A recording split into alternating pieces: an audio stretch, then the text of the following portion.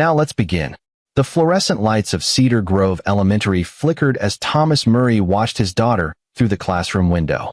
Nora sat in the back row, her strawberry blonde hair falling forward as she hunched over her desk, deliberately avoiding eye contact with the other kids. She used to sit in front, hand always shooting up first. That was 3 months ago. Thomas had been a structural engineer for 15 years, building his career the same way he built everything else, methodically, with precision and care.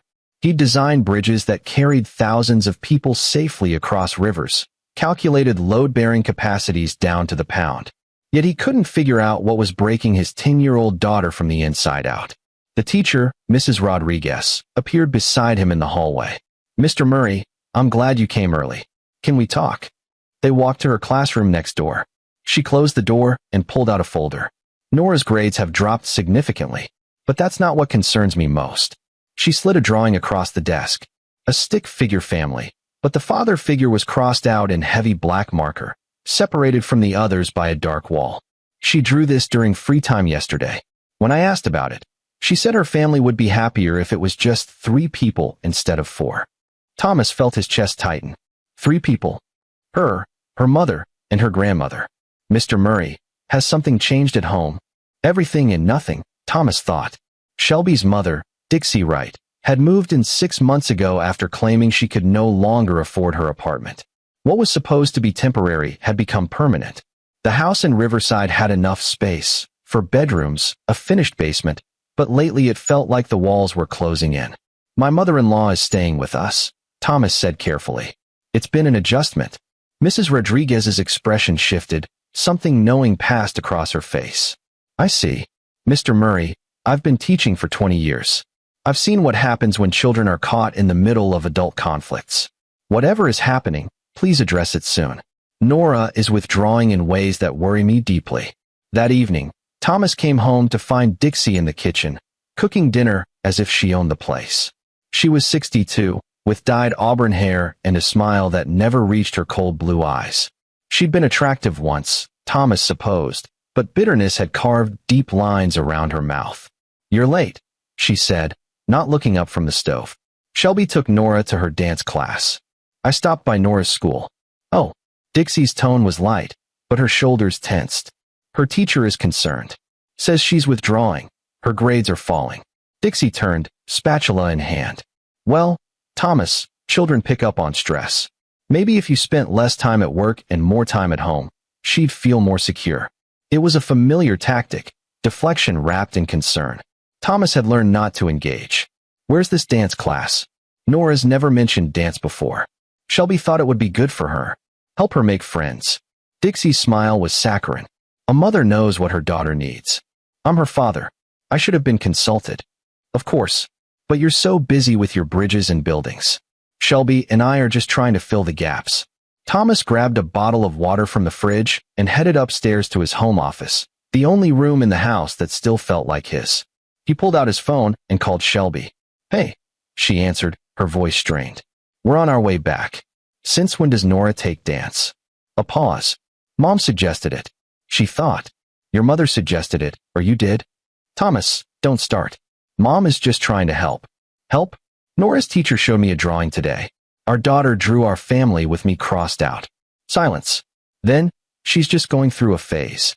"A phase?" "Shelby, when was the last time we had a conversation that didn't include your mother's opinion?" "That's not fair. She's family. So am I. So is Nora. But lately, it feels like we're the outsiders in our own home." He heard Dixie's voice in the background, sharp and insistent. Shelby's tone shifted. "I can't talk about this now. We'll be home in 10 minutes. The call ended. Thomas sat at his desk, staring at the family photo from 3 years ago, before Dixie, before the distance that had grown between him and Shelby like a cancer. In the photo, Nora was grinning, gap-toothed and wild-haired, sitting on his shoulders at the county fair. She'd eaten so much cotton candy, she'd nearly thrown up on the Ferris wheel. They'd laughed about it for weeks. When had she stopped laughing with him? The front door opened downstairs. Thomas heard Shelby's voice, then Dixie's, then Nora's, soft, hesitant. He started down the stairs, but stopped halfway when he heard Dixie say, "See, sweetie, Daddy's hiding in his office again. He doesn't want to spend time with us." Mom, that's not. Shelby started, but her protest was weak. It's okay, Nora. Some fathers just aren't built for family life. It's not your fault. Thomas descended the remaining stairs. Nora stood in the entryway in a pink leotard, her eyes downcast. When she saw him, something flickered across her face. Fear? Shame? Hey, sweetheart, Thomas said, crouching down to her level. How was dance? Nora glanced at Dixie before answering. Fine. Just fine? Did you learn anything cool? I guess. Dixie interjected. She's tired, Thomas. Long day. Why don't you let her rest? Thomas ignored her, keeping his focus on Nora. Want to show me what you learned? Maybe later, Nora mumbled, then hurried past him up the stairs. Thomas stood, turning to Shelby and Dixie. His wife looked exhausted, dark circles under her green eyes. She'd been beautiful when they met 12 years ago, confident, independent, working as a paralegal with dreams of law school. Now she looked like a shadow of herself. We need to talk, Thomas said. Alone. Dixie bristled. If this is about Nora, I have every right. Shelby. Upstairs. Now. His tone left no room for argument. Shelby followed him to their bedroom. He closed the door and leaned against it. What happened to us? Thomas asked quietly. Shelby sat on the edge of the bed, hands twisted in her lap. I don't know what you mean. Yes, you do. Your mother has been here 6 months, and our daughter is falling apart. Our marriage is falling apart. And every time I try to address it, you defend her. She's my mother, Thomas. She has nowhere else to go. That's not true. She has a sister in Phoenix. She has friends. She chose to come here, and you chose to let her stay without discussing it with me. Shelby's face flushed. You're being cruel. She's alone. Dad died 2 years ago, and she's struggling. I understand grief, Shelby, but this isn't grief. This is something else. Thomas moved closer, his voice softening. I love you. I love Nora. But I feel like I'm losing both of you, and I don't know how to stop it. Tears welled in Shelby's eyes. For a moment, Thomas thought she might break through whatever wall had been built between them. Then her phone buzzed. She glanced at it. A text from Dixie. I need to help Mom with dinner, she said, standing abruptly. We can talk about this later. She left before Thomas could respond. He sat on the bed they'd barely shared in months and stared at the ceiling, wondering when his home had become a battlefield where he was fighting a war he didn't know how to win. The next 2 weeks passed in a suffocating routine. Thomas tried to spend time with Nora, suggested Saturday morning breakfasts, movie nights, trips to the park. Each time, Dixie had already made plans. A grandmother-granddaughter spa day, a special shopping trip, a visit to the museum. Always phrased as treats, as special bonding time. And Shelby allowed it, every single time. Thomas started documenting everything. As an engineer, he trusted data, evidence, patterns. He noted the times Dixie interrupted his conversations with Nora, the subtle comments that undermined him. Daddy's too busy for that. We shouldn't bother Daddy. He has important work. Daddy gets angry when we're too loud. He'd never gotten angry about noise. He'd built Nora a treehouse last summer, helped her catch fireflies, taught her to ride a bike. But those memories were being erased, rewritten in real time. On Thursday evening, Thomas came home early, hoping to surprise Nora. He parked in the garage and entered through the kitchen door, quiet on his feet. Voices drifted from the living room. Your daddy doesn't understand how special you are, Dixie was saying. He's always working, always distracted. But Grandma and Mommy, we see you. We love you. But Daddy works hard for us, Nora's small voice replied. Oh, sweetie. He works because he wants to, not because he has to. If he really loved you, he'd make time. He'd choose you over his job. Thomas stood frozen in the hallway. Does he wish I wasn't born? Nora asked, her voice breaking. Now, I didn't say that. But sometimes adults have children because they think they should, not because they really want to. And then they realize how much work it is, and they regret it. Dixie, that's enough. Shelby's voice, finally showing some steel. I'm just being honest with her, Shelby. Better she knows now than gets her heart broken later. Thomas stepped into the room. All three of them startled. Nora's face went pale. Nora, go to your room, Thomas said, his voice deadly calm. Thomas, Shelby started. Now Nora. His daughter fled. Thomas waited until he heard her door close upstairs before turning to Dixie. What the hell do you think you're doing? Dixie stood, drawing herself up to full height. I'm protecting my granddaughter from the pain of having an absent father. Absent? I live here. I work to provide for this family. I love my daughter more than anything in this world. Then why is she crying herself to sleep every night? Why does she flinch when you come into a room? The accusation hit like a physical blow. She flinches because you've spent 6 months poisoning her against me. That's ridiculous, Dixie scoffed. I've done nothing but love her. Thomas turned to Shelby. You heard what she said. Tell me you heard it. Shelby looked between them, torn and miserable. Mom was just, she didn't mean. Didn't mean what? Didn't mean to tell our daughter that I regret her existence. You're twisting my words, Dixie said. Shelby, you see what he's doing, don't you? He's trying to turn you against me. No, Thomas said. I'm trying to save my family from you. Your family. Dixie's laugh was bitter. Shelby and Nora are my family. You're just the man who married in. And frankly, I told Shelby 12 years ago she could do better. Mom, stop, Shelby pleaded weakly. But Dixie was on a roll. You've never been good enough for my daughter. You're boring, you're emotionally unavailable, you're more interested in your calculations than in your own child. Shelby deserves better. Nora deserves better. Thomas felt something cold settle in his chest. This wasn't just meddling. This was intentional, calculated destruction. Get out of my house. It's Shelby's house too. Shelby, tell him I'm staying. All eyes turned to Shelby. She stood there, silent, her face crumbling. The silence stretched until Thomas couldn't bear it anymore. Fine, he said. I'll leave. He grabbed his keys and walked out, got in his car, and drove aimlessly through Riverside's quiet streets. His phone rang. Shelby. He sent it to voicemail. It rang again. Again. 5 times before she stopped trying. Thomas ended up at the office, sitting alone in the dark conference room overlooking the city. He'd built his career on understanding how structures hold together, how to calculate the exact point where stress becomes too much and something collapses. His family was at that point. Past it, maybe. His phone buzzed. A text from Shelby. Please come home. We need to talk. Another text, this one from a number he didn't recognize. Mr. Murray, this is Mrs. Rodriguez. Nora was very upset today. She asked me if fathers can stop loving their daughters. I'm worried. Please call me. Thomas stared at his phone, rage and helplessness warring inside him. Then he pulled up his contacts, scrolled to his lawyer, a college friend named Miguel Baker who'd helped him with the house purchase. It was 10 p.m., but Miguel answered on the 3rd ring. Thomas? Everything okay? I need to know my options, Thomas said. My marriage might be ending, and I need to protect my daughter. Tell me everything. Thomas did. Miguel listened without interrupting, and when Thomas finished, Miguel was quiet for a long moment. First thing tomorrow, Miguel said, we document everything. Every instance of parental alienation, every undermining comment.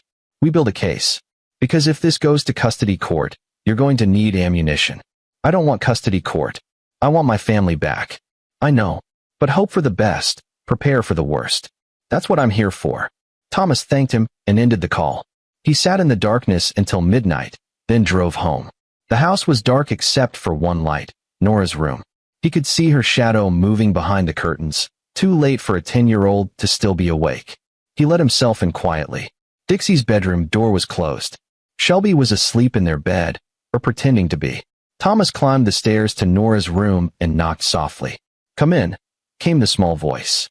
Nora sat on her bed, surrounded by stuffed animals, her eyes red from crying. Thomas sat beside her, and for a moment, neither spoke. Daddy, Nora finally whispered. Do you love me? Thomas pulled her into his arms, holding her tight. More than anything in the entire world. You are the best thing that ever happened to me.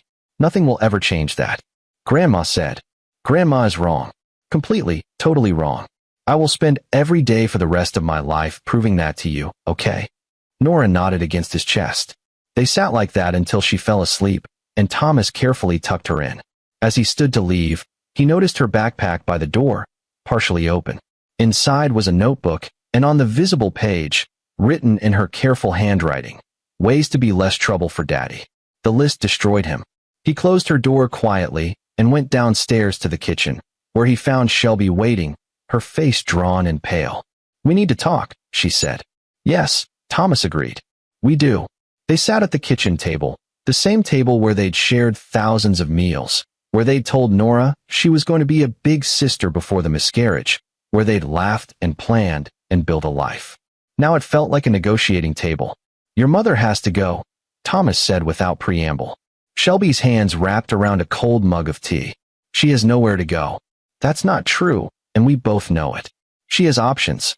What she doesn't have is the right to destroy our daughter's sense of self-worth. She's not." "Stop. Please stop defending her." I found a list in Nora's backpack. "Ways to be less trouble for Daddy. Our daughter thinks she's a burden to me because your mother has spent 6 months telling her exactly that." Shelby's face crumpled. "I didn't know it had gotten that bad. Because you haven't been paying attention. Or you have been, and you've chosen your mother over us. That's not fair, isn't it? Every time I've raised concerns, you've dismissed them. Every time I've tried to set boundaries with Dixie, you've undermined me. I'm not the enemy here, Shelby, but I'm being treated like one in my own home." Shelby wiped her eyes. "Mom has been through so much. After Dad died, she was so lost. I couldn't just abandon her. I never asked you to abandon her. I asked you to set healthy boundaries. There's a difference." Thomas leaned forward. "But this isn't just about boundaries anymore. This is about Nora's well-being. Your mother is engaging in parental alienation, and if it continues, I will take legal action." Shelby's head snapped up. "You'd take Nora from me?" "No. I'd protect Nora from toxic behavior, wherever it comes from. I love you, Shelby. I've loved you since the day we met. But I love our daughter more, and I will burn down everything to keep her safe, including this marriage, if that's what it takes." The words hung in the air, brutal in their honesty. Shelby stared at him, and Thomas saw the moment she truly understood how serious this was. "What do you want me to do?" she asked quietly. "I want you to choose. Us or her. There's no middle ground left. She's my mother, and Nora is your daughter. Your mother is an adult who can take care of herself. Nora is a child who is being emotionally abused, and it has to stop now." Shelby stood abruptly, pacing the kitchen. "You make it sound so simple." "It is simple. Not easy, but simple. If I ask her to leave, she'll never forgive me. If you don't ask her to leave, Nora may never forgive you. And neither will I." Thomas stood too, moving to block Shelby's pacing. "I met with a lawyer tonight. I'm prepared to file for divorce and primary custody. I don't want to. I want to save this family. But I need you to fight for it too." Shelby's eyes widened. "You're serious. Deadly serious. I'll give you 1 week to make a decision. Either Dixie leaves, or I do. And if I leave, I'm taking Nora with me. You can't just watch me. I have documentation of parental alienation. I have witnesses, teachers, neighbors who've seen what's been happening. Miguel says I have a strong case. But I'd rather not go to court. I'd rather have my wife back." Shelby sank into her chair, looking small and defeated. "I don't know if I can do this." "Then you've already made your choice," Thomas said sadly. He moved toward the stairs, then stopped. "I'm going to sleep in the guest room. Tomorrow I'm working from home, so I can spend time with Nora. Figure out where your loyalties lie, Shelby. Because this ends one way or another, and soon." He left her sitting in the dark kitchen and went upstairs. But instead of the guest room, he checked on Nora one more time. She was still asleep, one hand curled under her chin, looking peaceful for the first time in weeks. Thomas made a silent promise to her sleeping form. "Whatever it takes, I'll keep you safe." He didn't know how prophetic those words would become, or how soon he'd be tested. Because 3 days later, everything would shatter in ways he couldn't have predicted, and the real battle for his daughter's life would begin. Friday morning, Thomas woke early and made Nora's favorite breakfast, chocolate chip pancakes shaped like stars. He heard her door open and small feet padding down the hallway. "Daddy." Nora appeared in the kitchen doorway, rubbing sleep from her eyes. "You're home. I'm working from home today. Thought we could spend time together. Just us." Something flickered across her face. Hope, quickly tamped down by uncertainty. "Won't you get in trouble?" "Nope. I'm the boss of my own schedule." He flipped a pancake. "How about after breakfast? We work on that treehouse extension you wanted?" "Really?" The hope broke through this time, genuine and bright. "Really? Unless you'd rather do something else." "No. The treehouse sounds perfect." Shelby appeared in the doorway, looking haggard. She'd been up all night, Thomas could tell. Dixie was nowhere to be seen, probably still asleep. "Morning," Shelby said tentatively. "Morning. Want some pancakes?" "Ah, yes. Thank you." They ate breakfast with careful politeness, Nora chattering about the treehouse plans. For a brief moment, they felt like a normal family again. Then Dixie's voice called down from upstairs. Shelby? Shelby, I need you. Shelby's shoulders tensed. She looked at Thomas, then at Nora, conflict written across her face. Go ahead, Thomas said quietly. We'll clean up. After Shelby left, Nora helped Thomas clear the dishes. Daddy? Why is Grandma always mad at you? Thomas chose his words carefully. Sometimes adults disagree about things. It doesn't mean anyone is bad. But she says you don't love us. Thomas knelt down to Nora's level, taking both her hands. Listen to me very carefully, sweetheart. I love you and your mother more than anything in this world. That will never, ever change. If anyone tells you different, they're lying. Okay. Nora nodded slowly. Okay. Now, how about we go build that treehouse extension before it gets too hot? They spent the morning in the backyard, measuring and cutting wood. Thomas showed Nora how to use the level, how to drive a nail straight. She was good at it, careful and precise. They worked together, and Thomas felt the distance between them begin to close. Around noon, Shelby brought out sandwiches and lemonade. Dixie was with her, her expression sour. Isn't this cozy? Dixie said. Playing carpenter while there's work to be done inside. We're bonding, Thomas said evenly. Something we haven't done enough of lately. Yes. Well, Nora needs to get ready. We have plans this afternoon. No, Thomas said. Nora and I have plans. You'll need to reschedule. Dixie's face reddened. Excuse me. You heard me. Nora and I are spending the day together. Shelby, are you going to let him talk to me like this? Shelby looked between them, and Thomas held his breath. This was her choice, right here, right now. Mom, Shelby said slowly, maybe Thomas is right. They should have some time together.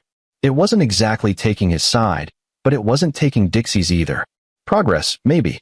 Dixie's expression turned ugly. I see. Well, don't come crying to me when he disappoints you both. Again. She stormed back into the house. Nora looked worried. Is Grandma mad at me? No, baby, Shelby said, kneeling down. Grandma's just having a hard time adjusting to things. It's not your fault. Thomas and Shelby's eyes met over Nora's head. Something passed between them, a fragile understanding, maybe, the beginning of an alliance. They spent the afternoon together, all three of them. They finished the treehouse extension, then Nora wanted to show her mother everything Thomas had taught her.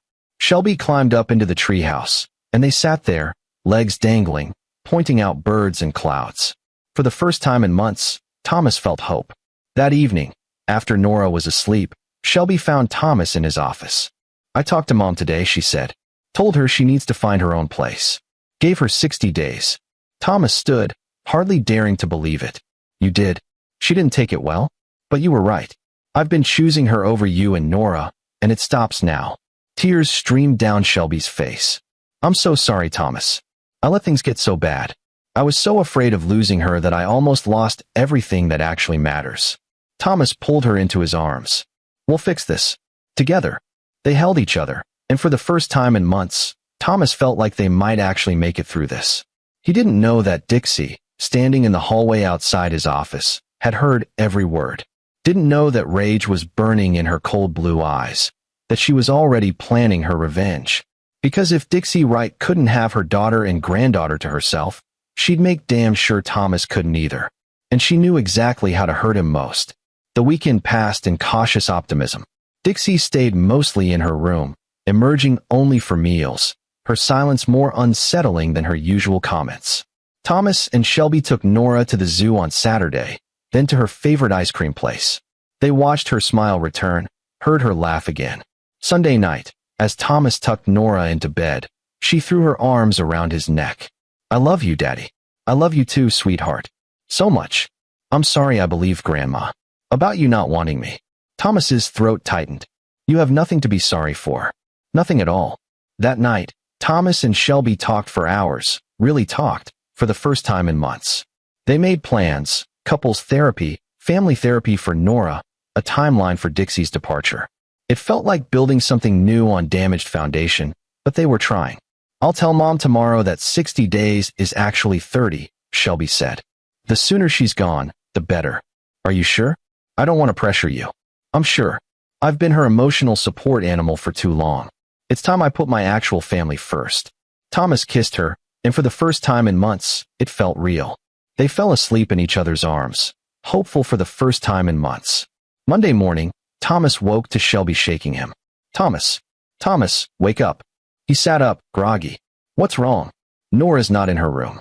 Ice flooded his veins. He checked his phone, 6:30 a.m. Maybe she's downstairs. They both rushed down. The kitchen was empty. Living room empty.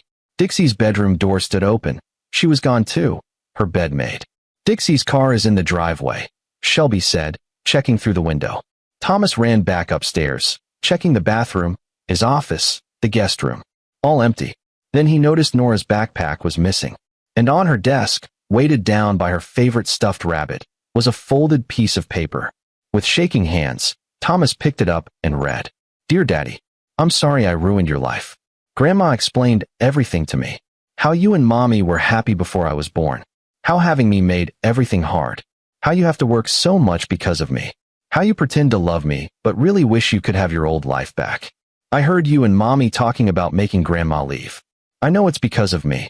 I don't want to be the reason your family breaks apart. I'm going somewhere I won't be trouble anymore. Please don't look for me. You'll be happier without me. I love you even though Grandma says you don't love me back. Nora. The paper fell from Thomas's hands. Shelby picked it up, read it, and her face went white. Oh God. Oh God. Thomas, where is she? Thomas was already calling Nora's phone. It went straight to voicemail. He tried Dixie's number. Same thing. When did you last see her? Thomas demanded. Last night, when we said goodnight. Thomas, you don't think Dixie. Where would she go? Your mother, where would she take her? I don't. Maybe her old apartment? But the new tenants. Thomas was already moving, grabbing his keys. Call the police. Now. Report them both missing. Thomas, maybe we should. Now, Shelby. She flinched, but pulled out her phone. Thomas ran to his car, his mind racing through possibilities. Dixie wouldn't hurt Nora physically, would she? Or had she manipulated Nora into running away alone? How long had they been gone? He drove to Dixie's old apartment complex across town, breaking every speed limit. The building looked the same as it had months ago when he'd helped Dixie move out. He ran to her old unit, second floor, corner apartment. The windows were dark. He pounded on the door anyway. A young man answered, clearly just woken up. Can I help you? I'm looking for an older woman and a young girl. They would have come here this morning. Haven't seen anyone, man. Just moved in last month. Thomas's phone rang. Shelby. The police are sending someone to the house. They need a recent photo of Nora. Thomas, I'm scared. I'm checking other places. Call everyone. Your mother's friends. Anyone she might go to. I already did. No one's seen her. Thomas, what if? She didn't finish the sentence. Neither of them wanted to voice what they were thinking. Thomas spent the next hour driving to every place he could think of. The park where Dixie took Nora, the library, the mall. Nothing. He called Miguel. File a missing persons report for both of them, Miguel advised. And Thomas, start preparing yourself for the worst. What do you mean? Parental kidnapping is a real thing, especially by grandparents. If Dixie has convinced Nora to go with her willingly, this gets complicated fast. Thomas's grip on the steering wheel tightened. She left a suicide note, Miguel. Silence. Then what? Nora's note. It reads like a suicide note. Going somewhere I won't be trouble anymore. Jesus Christ, Miguel, what if Dixie pushed her to? Don't go there yet. Kids say dramatic things. But you need to find her fast. I'm calling in some favors. Get a private investigator on this. Thomas thanked him and kept driving, kept searching. He called Nora's phone every 5 minutes, left voicemail after voicemail. Sweetheart, wherever you are, please call me. You're not in trouble. I love you. Please just let me know you're safe. At 10:47 a.m., his phone rang. Unknown number. Hello. Is this Thomas Murray? A woman's voice, professional. Yes, who is this? This is Riverside General Hospital. Sir, your daughter is in the ICU. You need to come immediately. The world tilted. What happened? Is she? Sir, please come to the hospital.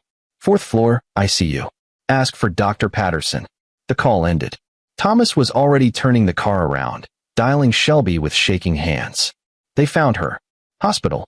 Meet me there. He didn't wait for her response. He pushed the car to 90 miles per hour, running red lights, not caring about anything except getting to his daughter. The 15-minute drive took 8. He abandoned his car in the emergency lane and ran inside, not stopping until he reached the 4th floor. A doctor met him, a woman in her 50s with kind eyes. "Mr. Murray? I'm Dr. Patterson. Your daughter was brought in by ambulance about an hour ago. What happened?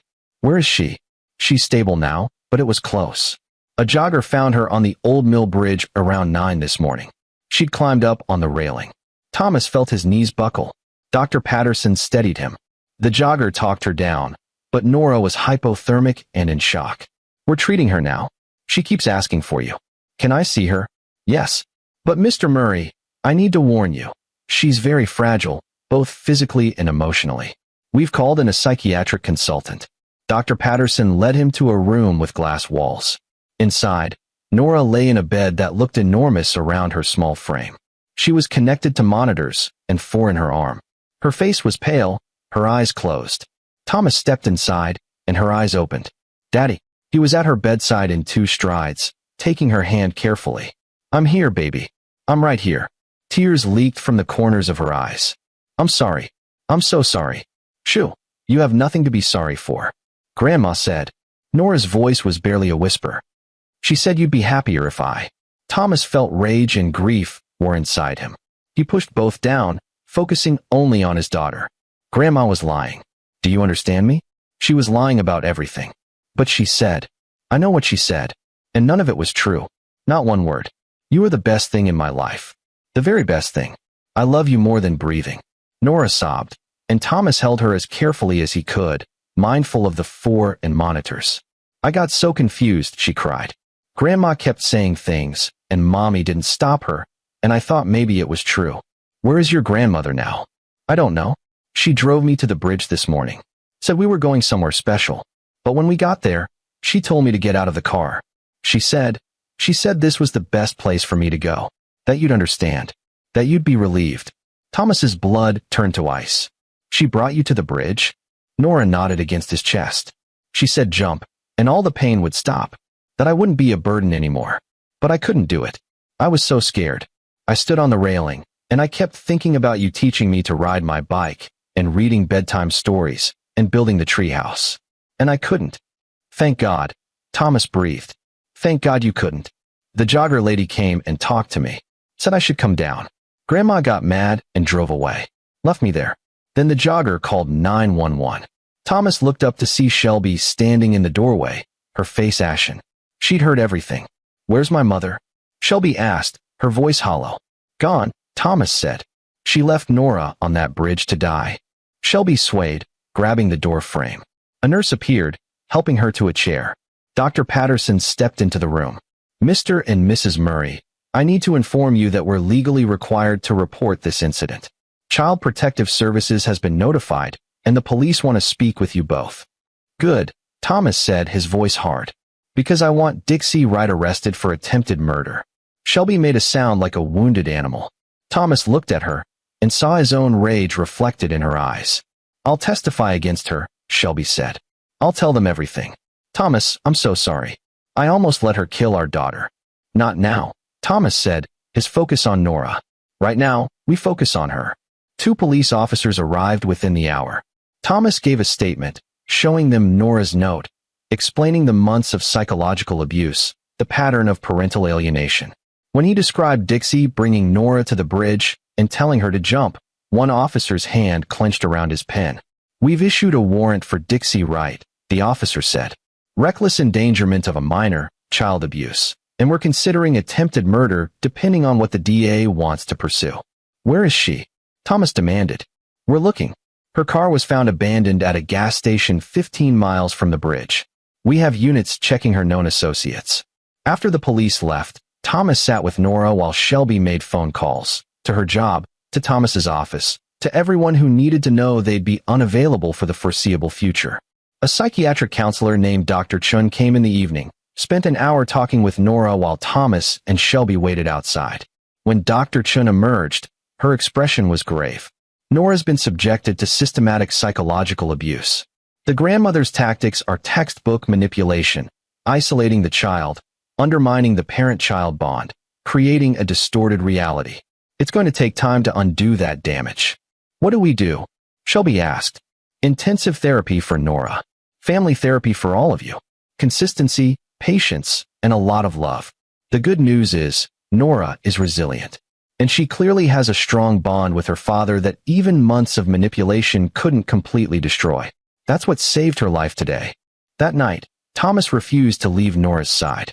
The hospital brought in a cot, and he slept beside her bed. Every time he woke, he checked to make sure she was still breathing, still there. In the early morning hours, Nora woke. "Daddy, I'm here. Will Grandma come back?" "No. I promise you, she will never come near you again." "What if she's right, though?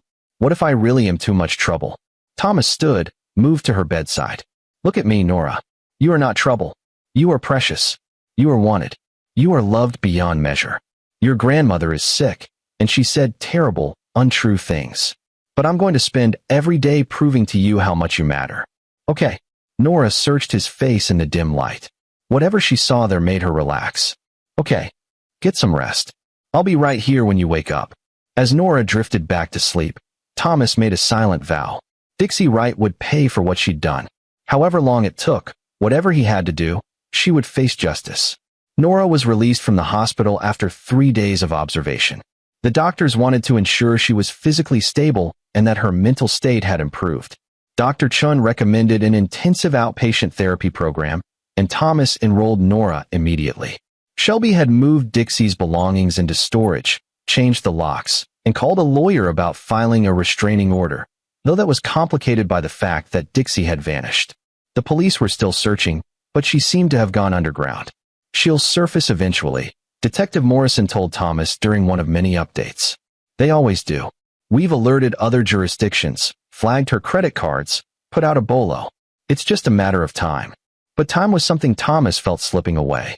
Every day Dixie remained free was a day she could hurt someone else's family. Every day was a day Nora asked if Grandma might come back. The first therapy session was difficult. Nora sat in Dr. Chen's office, clutching Thomas's hand, and could barely speak. But Dr. Chen was patient, worked at Nora's pace. By the third session, Nora was opening up about the things Dixie had said, the way she'd made Nora feel invisible and unwanted. "Your grandmother was wrong," Dr. Chun told Nora gently. "Your father loves you. You can see it in how he looks at you, how he's here every single day. That's real. What your grandmother told you was her sickness, not the truth." Slowly, painfully, Nora began to heal. Thomas took a leave of absence from work, spending every moment with her. They did homework together, worked on the treehouse, watched movies.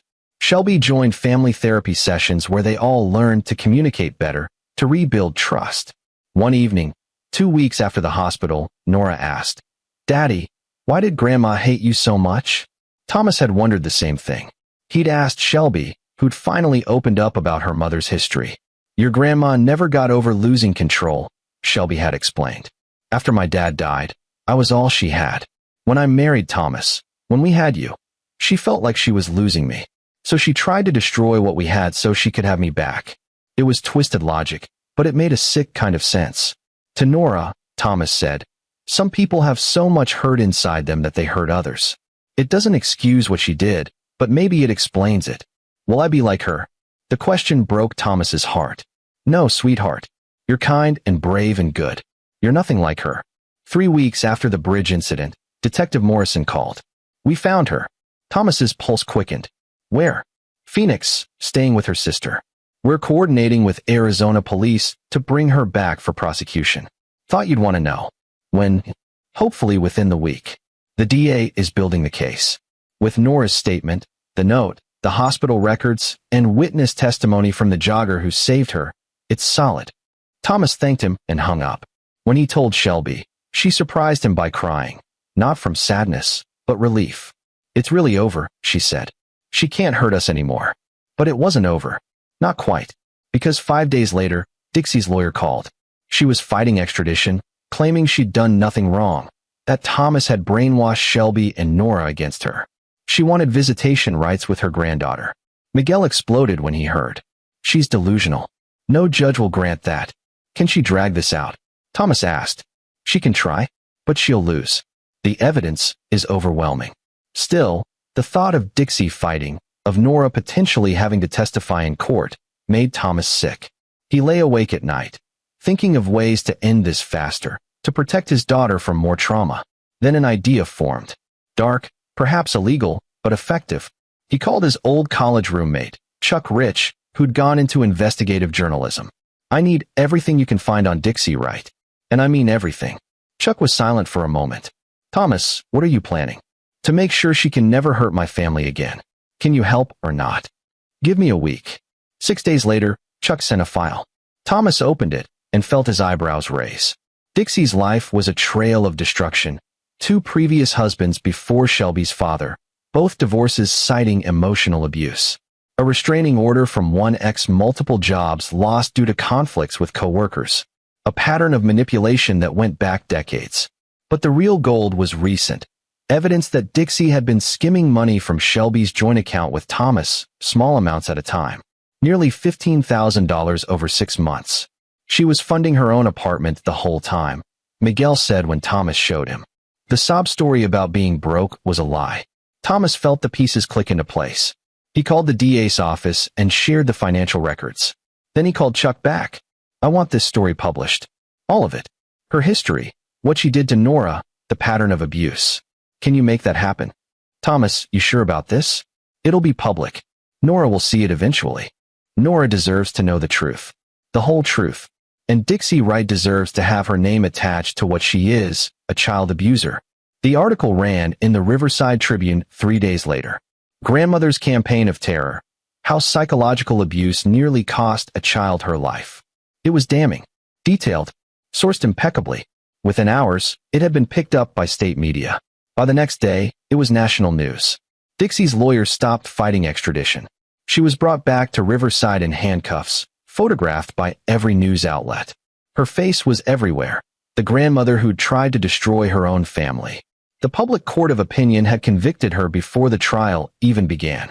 When the trial date was set, Thomas prepared Nora carefully. "You might have to tell the judge what happened, but I'll be right there. And so will Mom. We'll protect you." Nora nodded, braver than any 10-year-old should have to be. "I want to tell. I want everyone to know she lied." The trial was swift. Dixie's defense tried to paint her as a concerned grandmother, but the evidence was overwhelming. The note, the hospital records, the jogger's testimony that Dixie had told Nora to jump, then drove away. The financial fraud, the documented pattern of abuse. Nora took the stand on day 3. Thomas watched from the gallery, his hands clenched so tight his knuckles were white. But Nora spoke clearly, calmly, telling the truth with a strength that made him burst with pride. When asked if she loved her grandmother, Nora said, "I thought I did. But Dr. Chun says love shouldn't hurt this much. Real love doesn't make you want to die." There wasn't a dry eye in the courtroom. The jury deliberated for 90 minutes. Guilty on all counts: child endangerment, child abuse, attempted murder, and financial fraud. At sentencing, the judge addressed Dixie directly. "You betrayed the sacred trust between grandparent and grandchild. You weaponized a child's love against an innocent man. You manipulated, you lied, and when your scheme fell apart, you brought a 10-year-old to a bridge and told her to jump. I've seen many things in my career, but few as calculated and cruel as your actions." She sentenced Dixie to 15 years in prison. Thomas felt the weight he'd been carrying for months finally lift. When he looked at Shelby, she was crying. When he looked at Nora, she was holding her mother's hand, and she looked free. Outside the courthouse, reporters swarmed. Thomas made a brief statement. "My daughter is the bravest person I know. She survived something no child should ever face. We're focusing now on healing, on being a family, on moving forward. Justice has been served." As they drove home, all 3 of them together in Thomas's car, Nora said, "Daddy, can we work on the treehouse when we get home?" Thomas met Shelby's eyes in the rearview mirror. She smiled, and he smiled back. "Absolutely," Thomas said. "In fact, I think it's time we build a second level. You're getting bigger, you'll need more room. Can we put in a slide? One that goes all the way to the ground. We can do whatever you want, sweetheart." They spent the rest of the drive planning the treehouse expansion, talking about normal things, being normal. Thomas knew the healing would take time. They still had family therapy. Nora still had nightmares sometimes. Shelby was working through her own guilt about not stopping her mother sooner. But they were together. They were safe. And Dixie Wright would spend the next 15 years behind bars, unable to hurt anyone. 6 months later, the treehouse was complete. 2 levels, a slide, a rope bridge connecting to a second tree, and a zipline Thomas had installed with Miguel's help. Nora hosted her first sleepover there with 3 friends from school, girls who'd stuck by her even when the news coverage made her famous in the worst way. Thomas and Shelby watched from the kitchen window as the girls laughed and screamed, being kids. "She's going to be okay," Shelby said softly. "Yeah," Thomas agreed. "We all are." Miguel stopped by with his wife, bringing beer and stories. They sat on the back deck, adults talking adult things while the kids played. It felt wonderfully ordinary. "How's the new project going?" Miguel asked. Thomas had started his own engineering firm, wanting more control over his time. "Good. Growing slowly, but that's fine. I like being able to set my own hours, be there for Nora." "Speaking of which," Miguel's wife said, "my sister's school is looking for someone to teach a workshop on engineering. Thought Nora might enjoy it." "I'll ask her," Thomas said. "She's been interested in building things lately. Wonder where she got that." They laughed. Normal conversation. Normal life. That night, after the sleepover girls had been picked up, Nora came to Thomas's office where he was reviewing blueprints. "Daddy, can I ask you something?" "Always." "Do you think Grandma will ever say she's sorry?" Thomas considered the question. Dixie had shown no remorse at trial, maintained she'd done nothing wrong. "I don't know, sweetheart. Some people can't admit when they're wrong. Dr. Chun says I can forgive her anyway, even if she doesn't say sorry. Not for her, but for me." "That's true. Forgiveness is about letting go of anger so it doesn't poison you. But forgiveness doesn't mean forgetting or letting her back into your life." Nora nodded slowly. "I don't think I'm ready to forgive her yet. Is that okay?" "Completely okay. You take all the time you need. There's no rush." "Okay."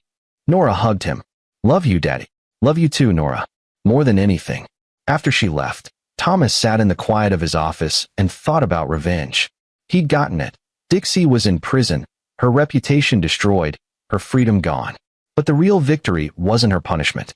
The real victory was this: his daughter, healthy and healing.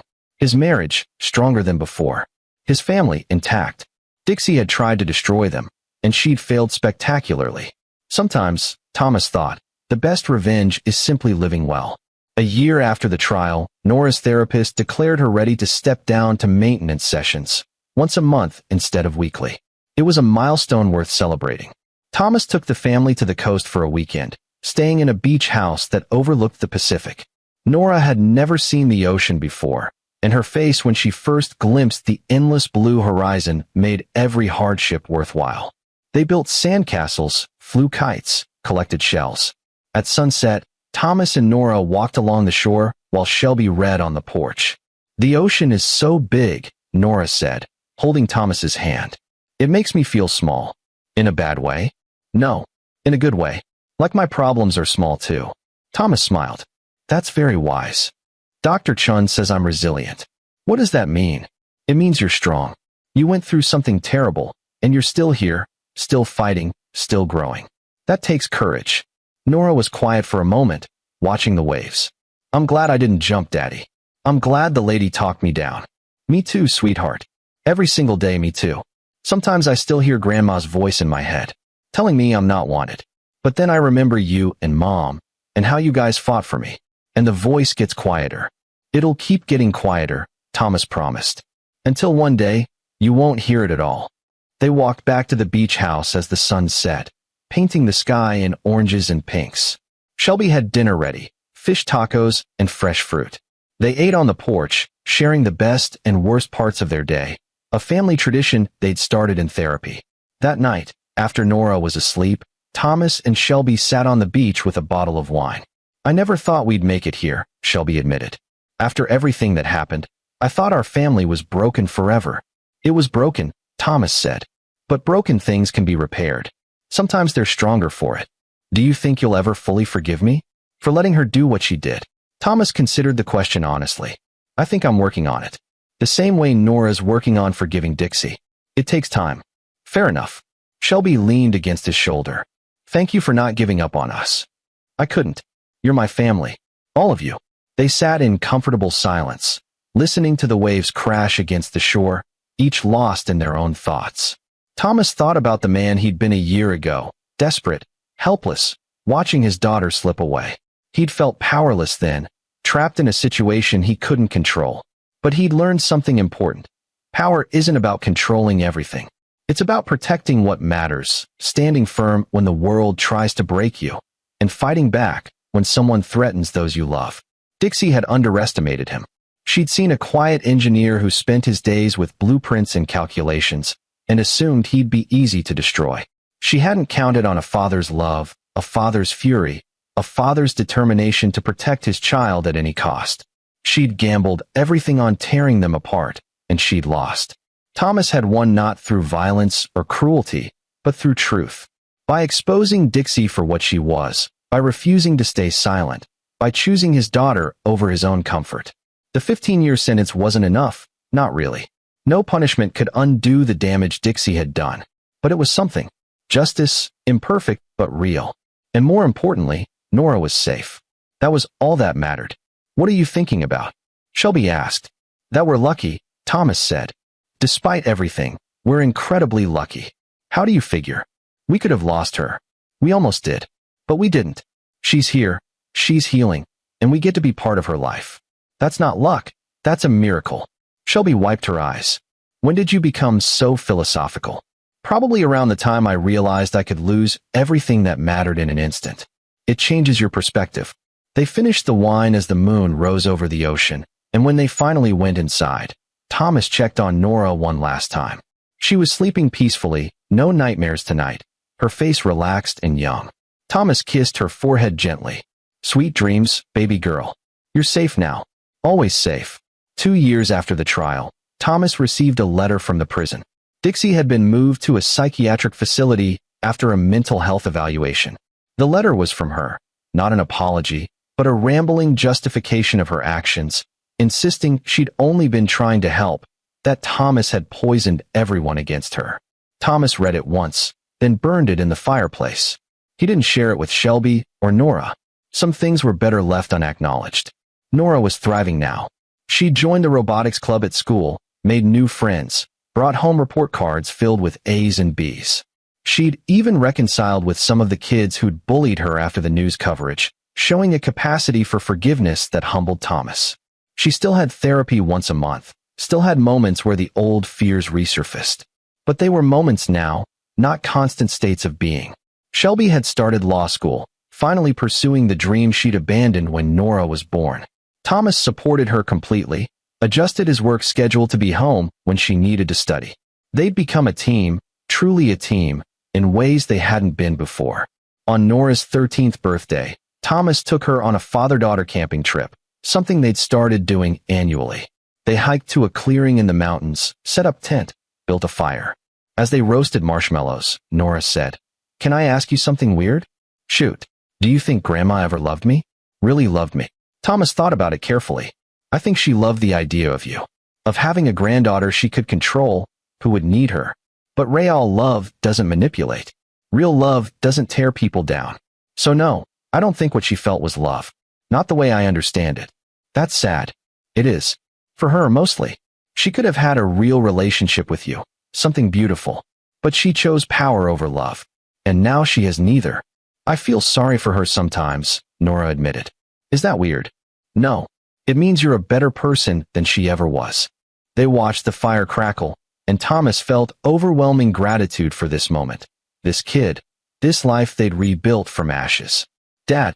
Nora used Dad now instead of Daddy, a sign of her growing up. "Thank you for fighting for me. For not giving up. Always, Nora. Always. I know that now. I really know it." She smiled at him across the fire. "I'm glad I'm your daughter. I'm glad you're my daughter too. Best thing that ever happened to me." They stayed up late talking about everything and nothing, school, friends, her dreams of becoming an architect like him. When they finally crawled into their sleeping bags, Thomas lay awake listening to her breathe. This miracle child who'd survived and thrived despite everything. He thought about revenge again, about how he'd orchestrated Dixie's downfall. The publicity, the exposure, the systematic dismantling of her defenses until there was nowhere left to hide. Some people might call it cruel. Thomas called it justice. Because monsters shouldn't get to hide in the dark, protected by family loyalty and social niceties. Sometimes, the only way to stop a monster is to drag it into the light and let everyone see what it really is. Dixie Wright had tried to kill his daughter, emotionally and eventually physically.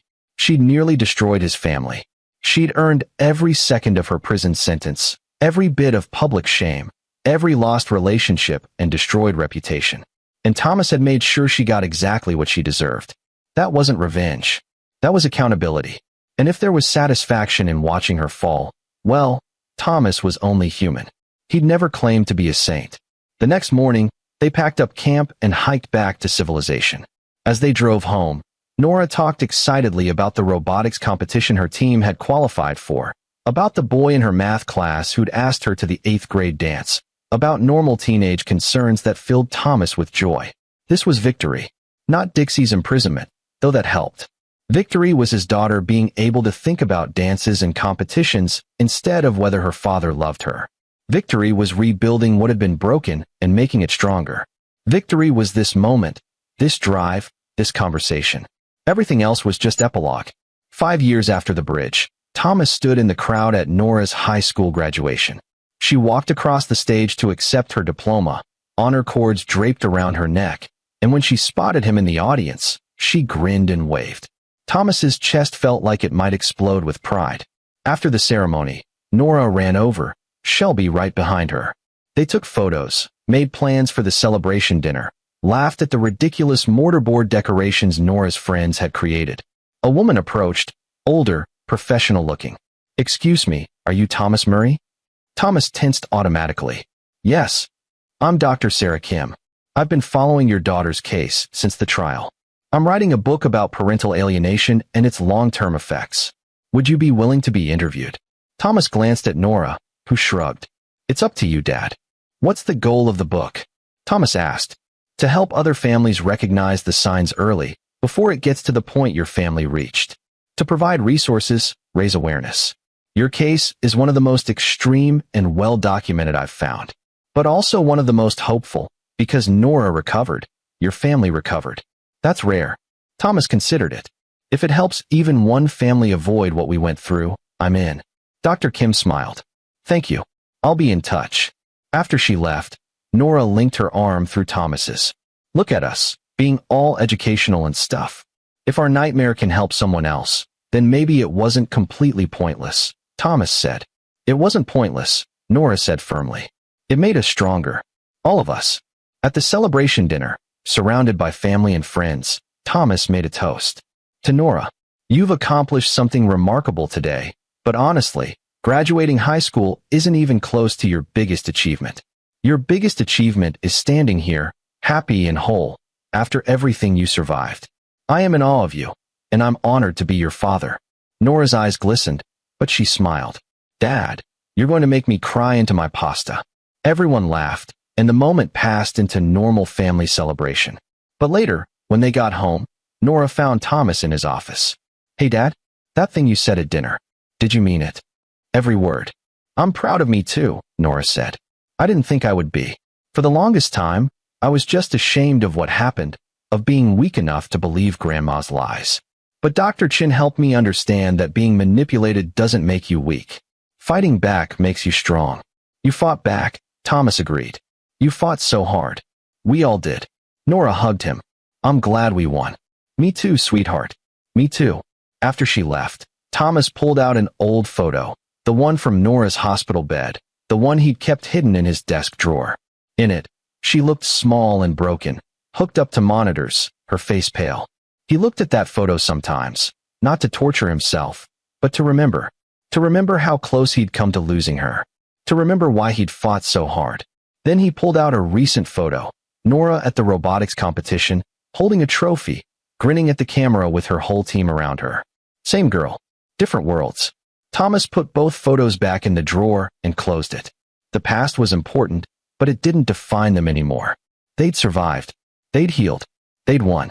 And Dixie Wright was just a cautionary tale now, a monster relegated to the past where she belonged. Thomas turned off his office light and went to join his family downstairs, where Shelby and Nora were watching a movie and arguing good-naturedly about whether the physics in the action scenes were realistic. He sat between them on the couch, and they automatically shifted to make room, Nora leaning against his shoulder like she used to when she was small. This, Thomas thought, this is everything. Not revenge. Not justice. Not victory in court. Just this. family, love, safety, home. Everything else was just the price he'd paid to get here. And he'd pay it again 1,000 times over without hesitation. Because in the end, the only thing that mattered was protecting the people you loved. Everything else was just details. And Thomas Murray had always been very, very good with details. This is where our story comes to an end. Share your thoughts in the comments section. Thanks for your time. If you enjoy this story, please subscribe to this channel. Click on the video you see on the screen, and I will see you there.